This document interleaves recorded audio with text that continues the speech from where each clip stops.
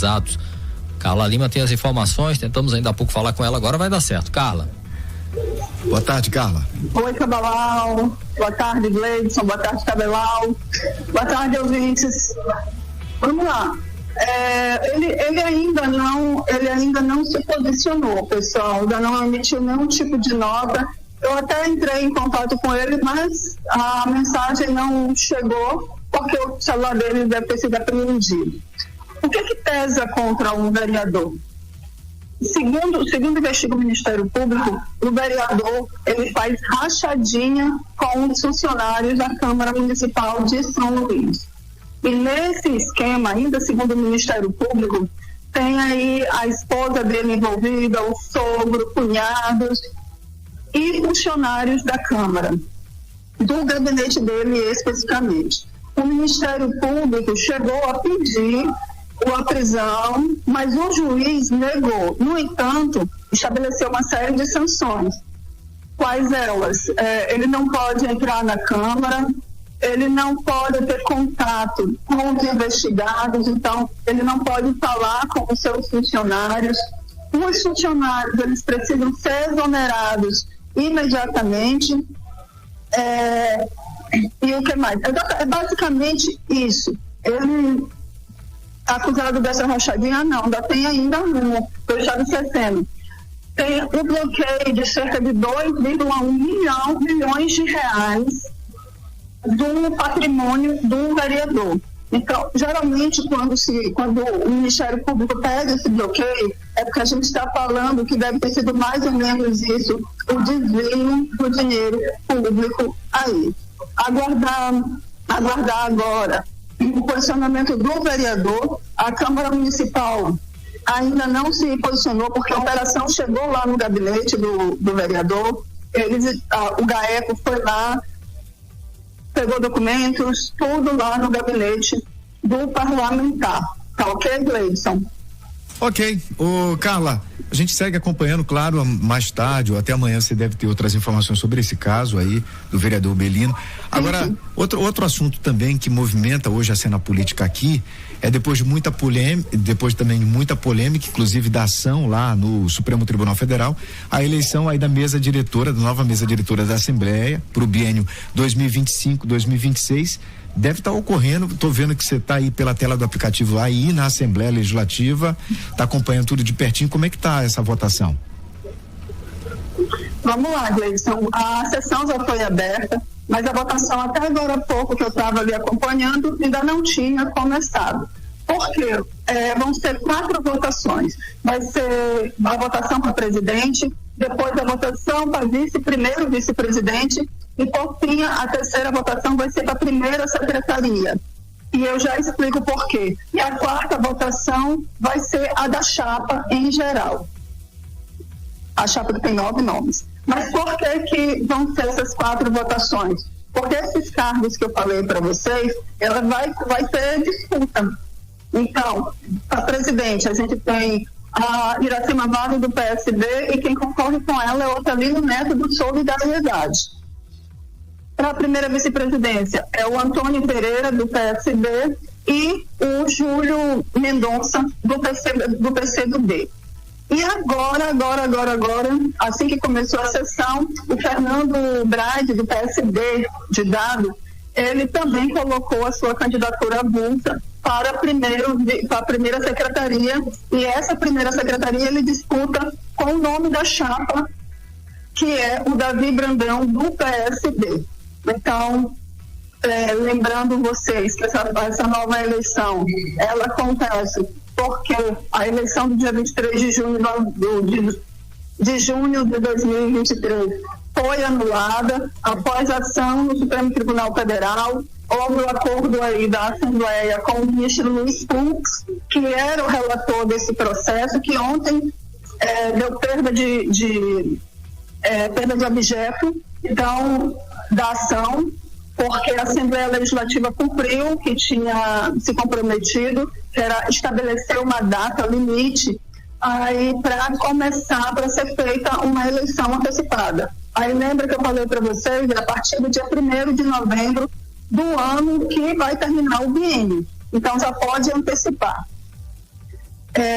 diante disso, também foi feita uma modificação sobre a eleição ser voto secreto. Antes não era nominal, hoje é secreto, está ali a cabine, tudo certinho para os vereadores votarem. Aí vocês me perguntam, mas esses 3 candidatos, por que eles lançaram essa candidatura avulsa?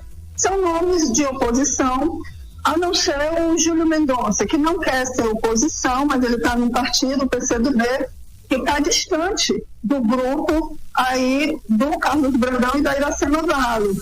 Então, ele lançou essa candidatura porque está insatisfeito, porque na eleição antecipada de junho do ano passado, ele era o primeiro vice-presidente.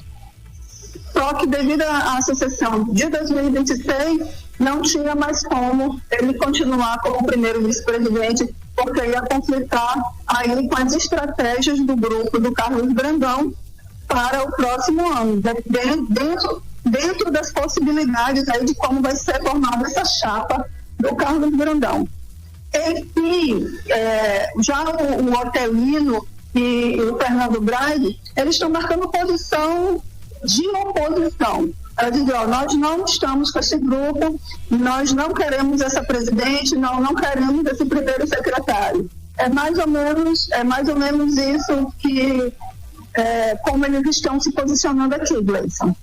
Ô Carla, antes rapidinho, Cabalau, como você acabou de falar que o voto é secreto, existe o risco de alguma surpresa assim? Porque já tem algumas cartas que são marcadas que por exemplo, a reeleição da presidente aí da SEMA é o esperado, mas você acha que nesse ou em outros casos, vice-presidência, secretários, pode ter alguma surpresa com esse voto secreto?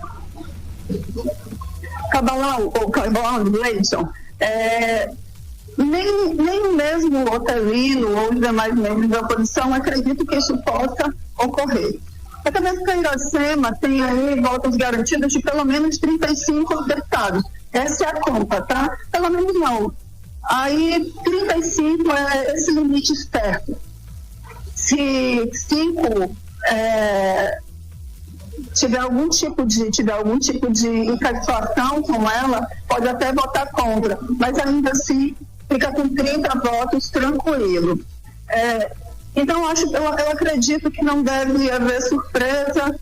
Surpresa é só se for na quantidade de votos. Mas essa chapa aí foi formada e foi um acordo entre os partidos, então tu tem o PL aí, tu tens também o PT contemplado, o PDT muito contemplado com 2 vagas, porque entrou o Osmar e entrou o Glaubert Futri. Não, o Osmar já é terceiro secretário, e aí entrou agora o Glaubert Futri com a 2ª secretaria.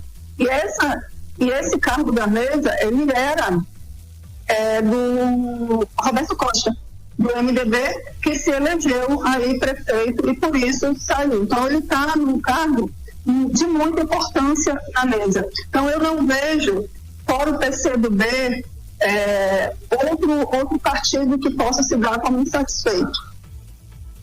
Agora sim, Carlos, outro assunto aqui, o governo federal começou uma série de visitas a estados para acompanhar obras do novo PAC. Essas visitas começaram já aqui em São Luís com a vinda do ministro da Casa Civil, Rui Costa. Carla, além dele, outros ministros vieram aí também fazer parte dessas visitas, dessa ação? Vieram sim, Joga Filho, do Cidades, aí estão os nossos 2 ministros maranhenses aqui, o André Fufuca, do Esporte, e o vice-ministro das Comunicações. Eu conversei longamente com o Rui Costa e ficou claro para mim que o ministro está indo visitar os estados para cobrá-los, para cobrar governadores e cobrar prefeitos, para que as obras, elas se iniciem ou elas avancem. A gente tem um histórico aqui no Brasil, aqui no Maranhão é um exemplo disso, de obras paralisadas, obras atrasadas. Só da educação chegou a se conferir 500 obras paralisadas aí do governo federal. E como o novo PAC é uma vitrine aí entre as ações do governo federal, eles são de olho em 2026, então eles querem resultados. Eles querem que os resultados aconteçam, que eles mostrem realmente que as obras chegaram do governo federal, chegaram aqui nos estados, né, nos municípios. Por isso que o Rui Costa vai fazer essa visita, que eu prefiro chamar de vistoria, de fiscalização, porque o que ele quer é que os prefeitos mostrem mesmo e que apresentem aí o que já está sendo feito. E se tiver algum tipo de dificuldade com licença, dificuldade com a licitação, que peça ajuda aos técnicos do governo federal para que isso avance o mais rápido possível. Ô, Carla, ele falou com ele também, sim. Ele falou da quantidade de obras que estão paradas em todo o Maranhão, falou de números ou não? Não, ele não falou de números, ele usou o exemplo do residencial Mato Grosso, que ele iria visitar, mas não vai, que tem 3.000 unidades e que é um residencial do Minha Casa Minha Vida que começou no governo de Dilma. Então, até hoje, essas 3.000 unidades nunca foram entregues, porque ainda estão faltando drenagem, que ele falou, alguns detalhes. Mas olha só, Dilma é de 2014, esse residencial. Então, é esse tipo de situação que o ministro diz que não quer mais que aconteça.